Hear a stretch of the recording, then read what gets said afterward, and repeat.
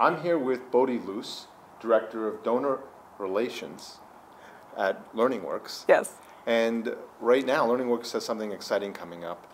The Community Conversations, the second in a series of conversations.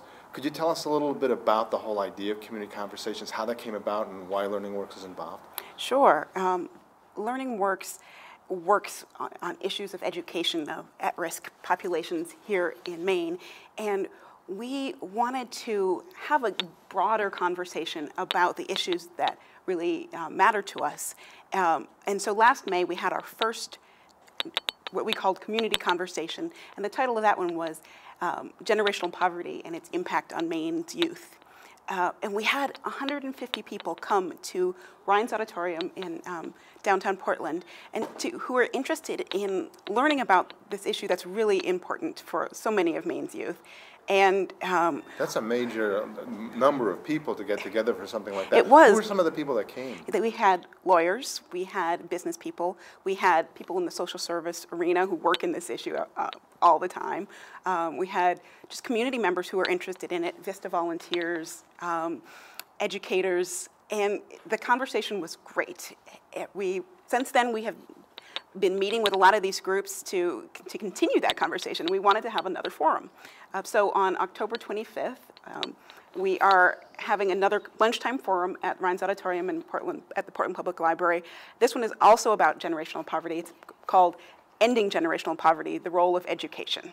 LearningWorks is an education organization, and we really wanted to talk about what education can do in helping young people, especially, get out of poverty. Now, how do you mediate all these people coming together, over 100 people coming together to talk about the same topic? Well, it's actually, we have a really distinguished panel of people who are going to be talking to us and then inviting audience questions. We have Angela Faherty, who's the Commissioner of Education for the state.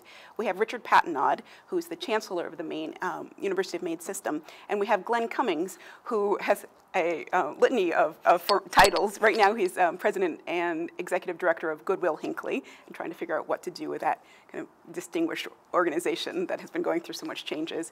But he was in the Obama administration working as Deputy Assistant Secretary of Education, focused on adult education, and before that he was Speaker of the Maine House.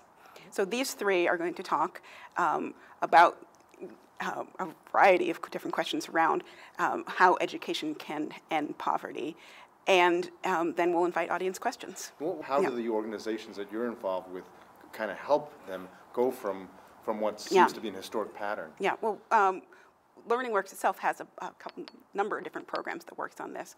One is our after-school program, which is targets kids who are at risk, who are struggling in school, who are failing in school, and provides them with extended day learning. It's a fun program, and it's also an academic focused program, so that they focus on the things they're studying in school, and they learn more about it. They might focus on math and how it relates to oceanography, and just, they have a really good time and continue that learning.